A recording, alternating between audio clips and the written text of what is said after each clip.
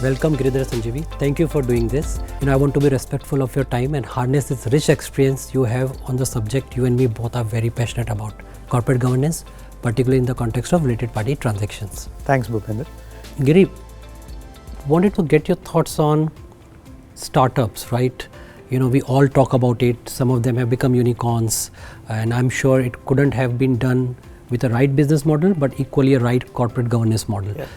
Do you agree, or you think the current requirement is over governance? I think startups go through an interesting transition because ultimately the startup founders are working on a business idea, and there is a hustle culture for sure actually, and therefore there is an urgency in terms of driving up the business actually. And to be honest, I think up to the point where serious private equity doesn't come, I think governance is largely driven by entrepreneurs in their own way, and many of them may not have a background on governance actually. I think that is number one. When private equity kind of comes in, they also have their own oversight on governance because many of them do sit on boards actually, and so they do drive corporate governance.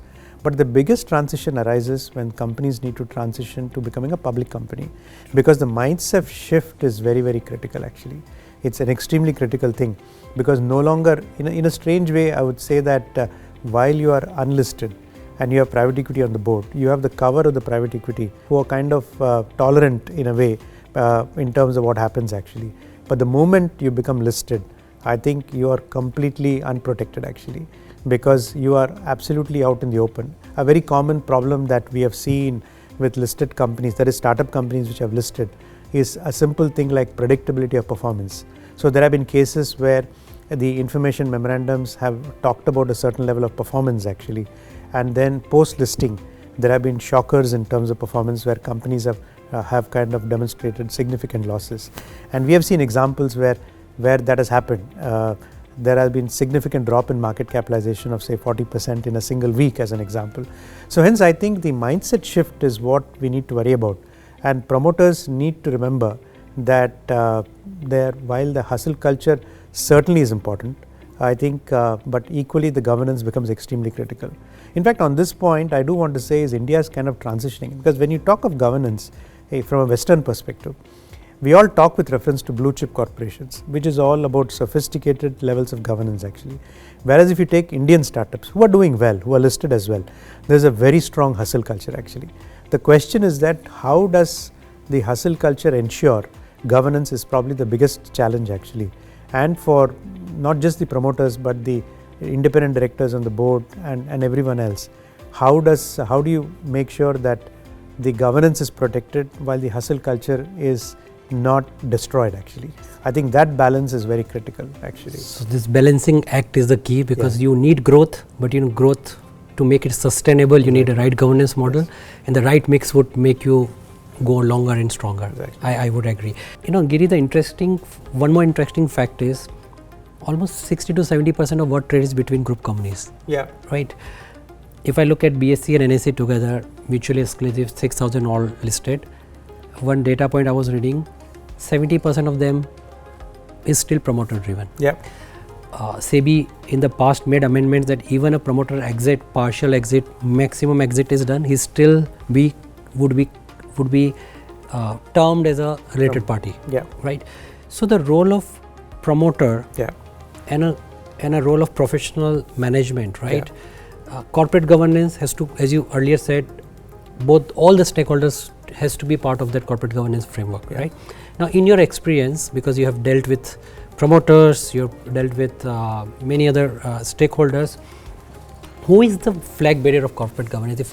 Can we single out one particular person, in the sense, is it an independent director, a promoter, or a CEO, or a MD? Can we single out someone, or it has to be a collective? No, I think as far as the promoter companies are concerned, where we talked about 70% of companies being promoter driven, this is not just true in India, it's a global phenomenon, because ultimately companies are set up by promoters. So if you look at global corporations, whether it is in Europe and all that, I think it's largely promoter driven. There are very few companies which I would say is not promoter driven actually. So I think that's born in a minority. And therefore the promoters do play a big role in all of this actually. Ultimately it comes down to, I always used to tell promoters when I was working, is that the value creation comes because there are others who buy your story and invest in your story actually. And I think that's how the value creation and wealth creation happens for promoters actually. And hence I think promoters need to remember that. But having said that, all promoters are not the same. And unfortunately, a few bad apples can actually queer the pitch actually. Now the question is that as a promoter of a company, I think using a good independent board is actually a strength. Now the question is that are companies taking efforts promoters taking efforts to have a good independent board is number one actually.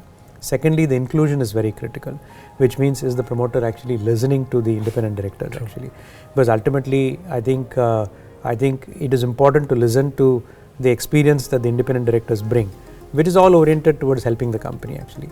And third, of course, independent directors should also be kind of confident in terms of telling the promoter areas that need to be corrected actually. But this is still a developing area, because I think many independent boards are people who have been appointed by the promoters because of proximity actually, and hence I think sometimes the question is that are they truly independent comes into play. And secondly, I think in many of the promoter companies cases, the promoters do take all the decisions actually, which means that sometimes independent directors can be a rubber stamp, and I think independent directors should guard against it actually. But this is not an easy area for independent directors, because even conversations around it to say that I have a challenge in this company is not easy. There is no forum where independent directors can help voice it. And today the regulatory process around the resignation of an independent director has also become extremely complicated. I think if you are becoming an independent director for a period of 3 years or 5 years, if you resign in between, you have to explain, SEBI looks at it. So I think even resignation is difficult actually. So hence I think we all need to do the sensible thing, but I think we still have some way to go before governance with promoters, independent directors, management, all kind of saying the same thing and doing the right thing happens. I think we are still, it's work in progress, I would say. I think the only good news is that if there are challenges in governance that we have seen in newspapers, these are with a very handful of companies. I think sometimes regulators tend to paint everybody with the same brush.